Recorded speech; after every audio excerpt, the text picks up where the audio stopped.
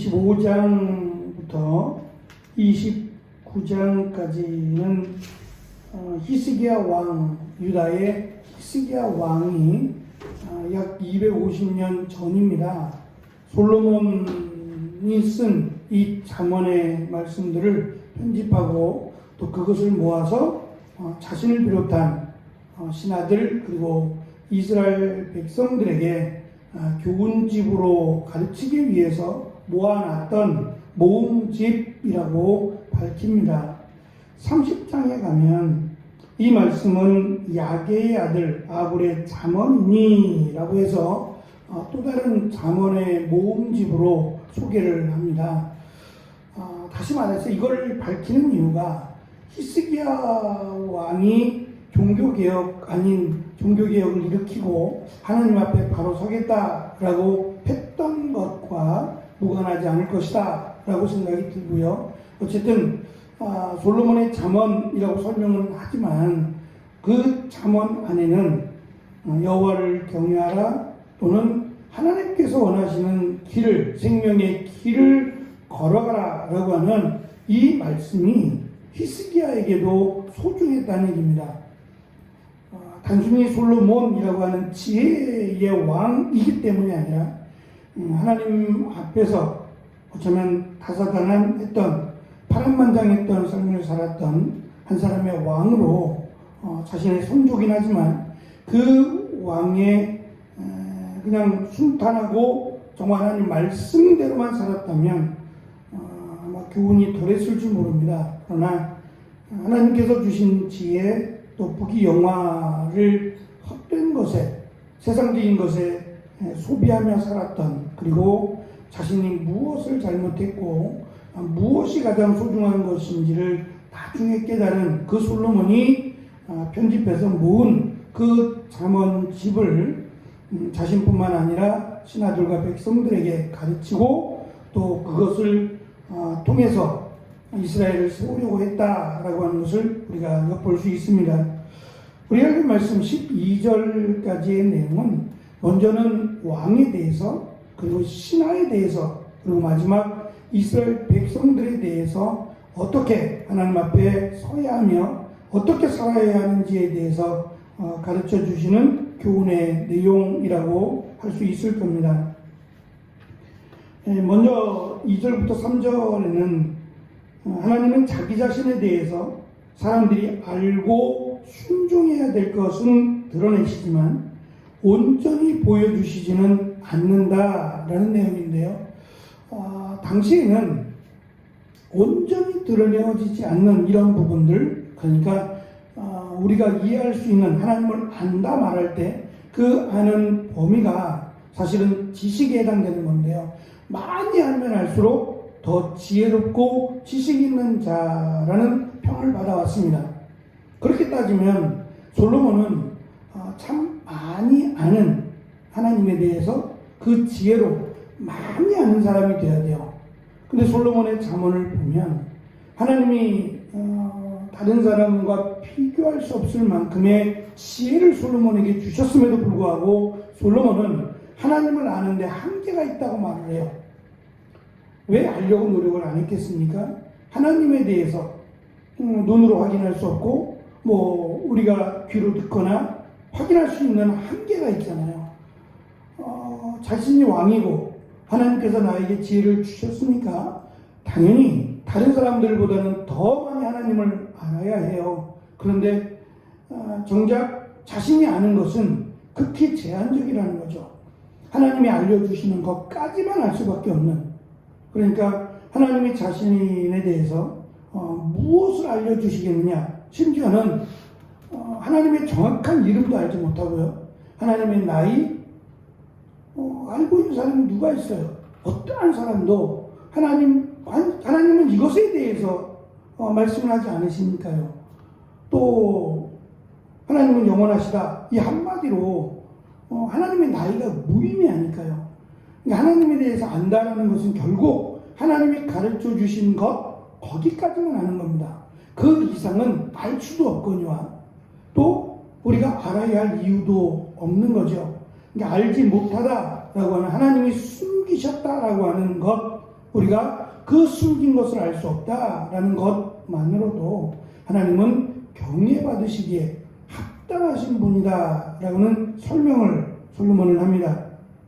대신 인간의 왕, 하나님의 대리통치자인 인간의 왕은 자신을 숨기는 데 일이 있는 것이 아니라, 숨기는 일이 아니라 살피는 일을 해야 된다라는 것을 밝힙니다.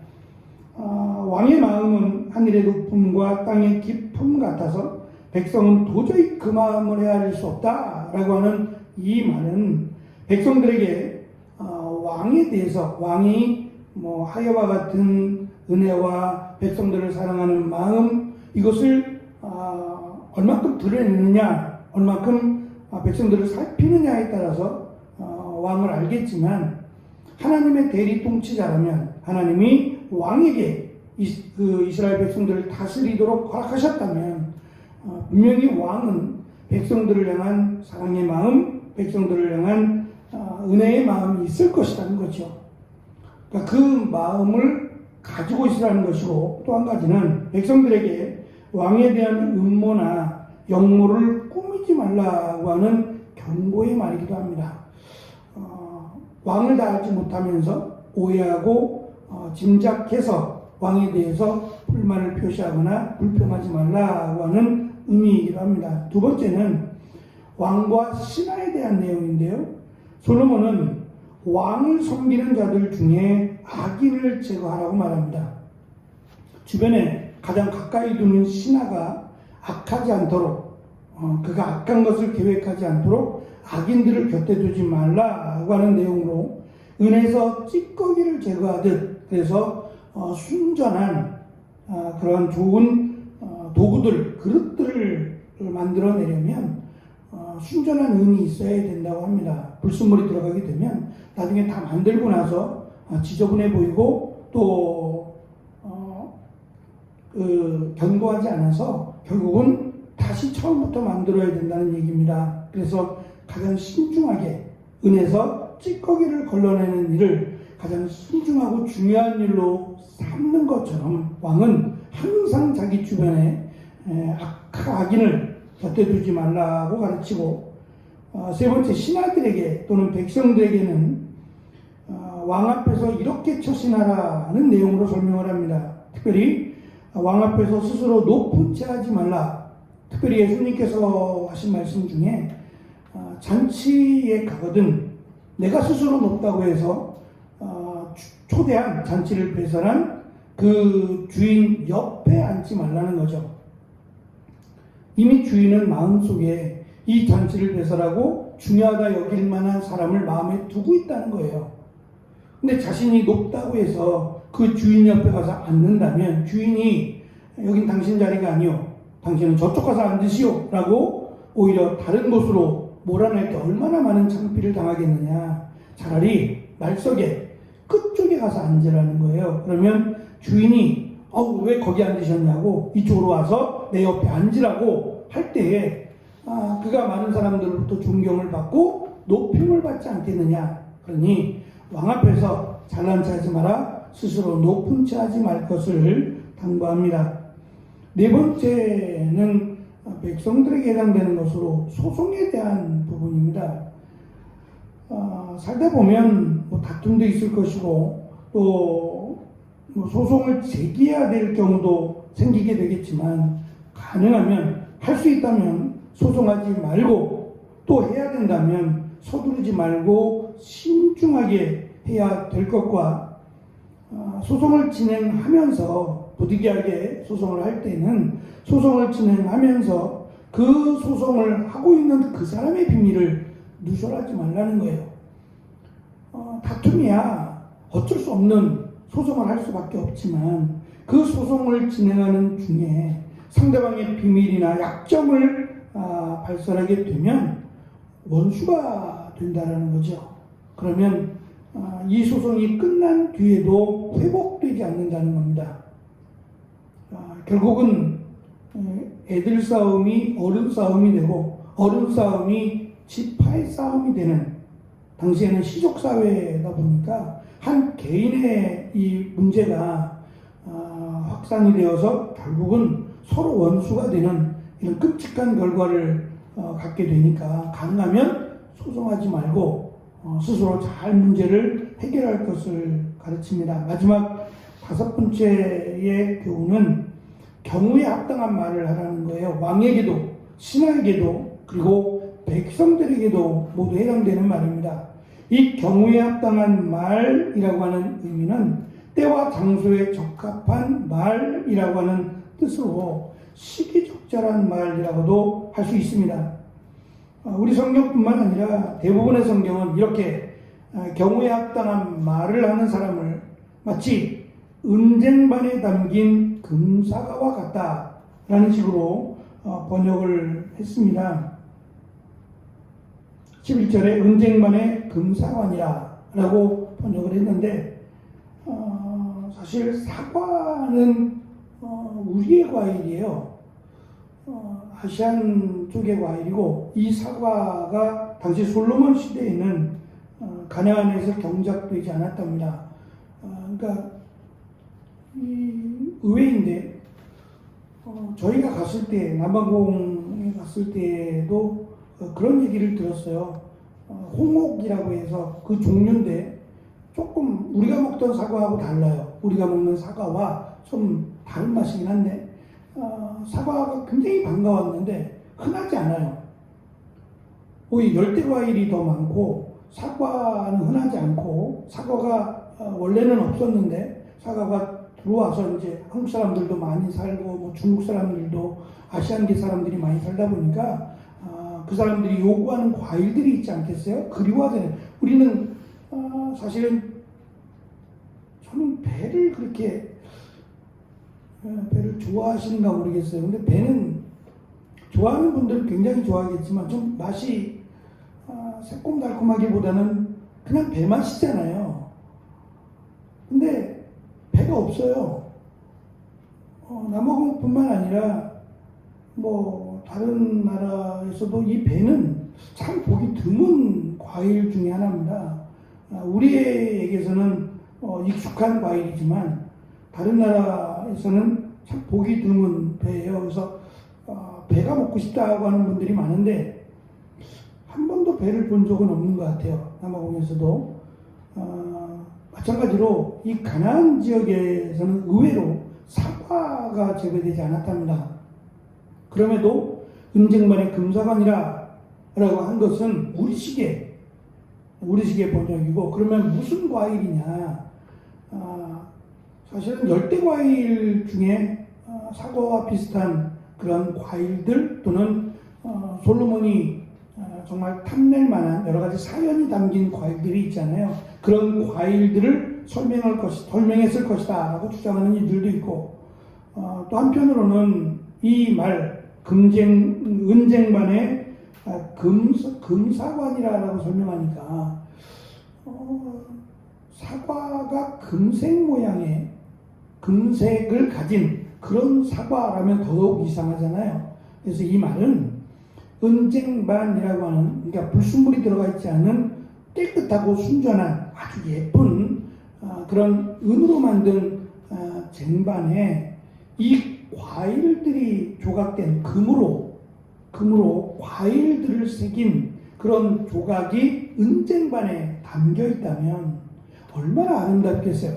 은쟁반을 더욱 화려하고 더욱 멋지게 꾸며주지 않겠냐는 거예요. 그러니까 시기적절한 말은 순전하고 깨끗한 불순물이 들어있지 않은 의롭다고 말할 수 있는 그러한 사람들에게 있어서는 그런 사람들을 더욱 돋보이게 만드는, 더욱 가치있고 돋보이게 만들어주는 그런 소중한 것이 바로 경우에 합당한 말을 하는 사람들이다 라고 하는 겁니다.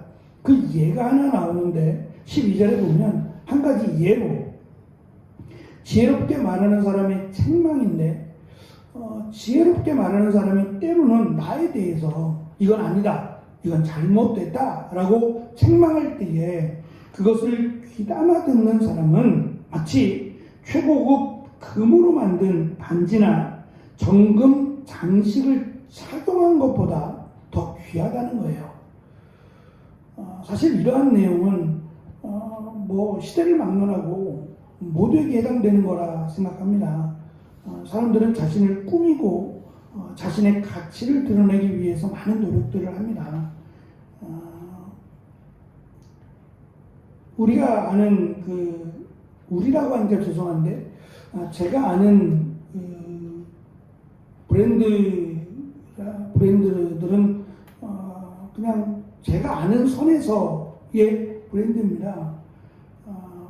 나이키라든지 그런 신발들도 그렇게 오래된 건 아닙니다만 나름 브랜드의 가치가 있고 또 선호하는 그런 신발들이죠. 그것이 대중적이라면 대중적이지 않는 정말 명품이라고 불려지는 브랜드들이 있답니다. 일반 사람들은 잘 모를 수 있는데 그것들을 이제 선호하고 좋아하는 사람들은 안 돼요. 우리가 깜짝 놀랄 만한 그냥 운동화 하나가 마치 수백만 원을 호가하는 그런 브랜드의 신발들이 백화점에 있다고 하죠. 근데 그것들은 그렇다고 해서 금으로 만들거나 그러진 않았을 텐데 나름대로 장인이 만들었든지 수작업을 했든지 여러 가지가 있겠지만 이제 그런 것들을 신는 사람들은 그것들을 아는 사람들을 알아보죠. 그것만 가지고도 그 사람이 찬 시계나 그 사람이 찬 신고 있는 신발이나 옷이나 이런 것만 가지고도 이 사람이 어떠한 사람이다라고 하는 견적이 나오는데요. 그러니까 결국은 그런 거로 자신을 드러내고 평가하려고 하는 일들이 여전히 세상적이라는 거죠. 필요 없다는 건 아닙니다. 자신 스스로 그렇게 꾸미고 싶다면 마땅히 그래야 되지만 정작 그것만큼 그 사람이 꾸민 만큼의 가치를 그 사람이 정말 가지고 있느냐라고 물어본다면 그렇지 않다라고 하는 경우도 적지 않은 거죠. 자신을 그렇게 포장하고 나는 이런 사람이야 라고 드러내기를 원하지만 이것보다 이 드러내는 가치보다 더 소중한 가치가 오늘 우리가 읽은 말씀처럼 경우에 합당한 말, 시기적절한 말을 하는 사람, 그리고 자신에 대해서 지혜의 권면 또는 지혜의 책망을 할 때에 그것을 달게 그것을 감사함으로 받는 사람은 온갖 비싼 보석과 장식을 하는 것보다 더 가치 있고 더 의미 있는 사람이다라는 것으로 왕에게 그리고 신하에게 그리고 백성들에게 어떻게 왕을 대하고 어떻게 신하로서의 삶을 살고 어떻게 백성으로서의 삶을 살 것이냐에 대해서 솔로몬의 잠언을 가지고 와서 히스기야 왕은 자신이 신하가 백성들이 이렇게 사는 것이 솔로몬이 지혜를 이렇게 살아야 한다라고 하는 교훈을 솔로몬이 주고 있다라고 하는 것을 가르치고 배우게 했다라는 겁니다.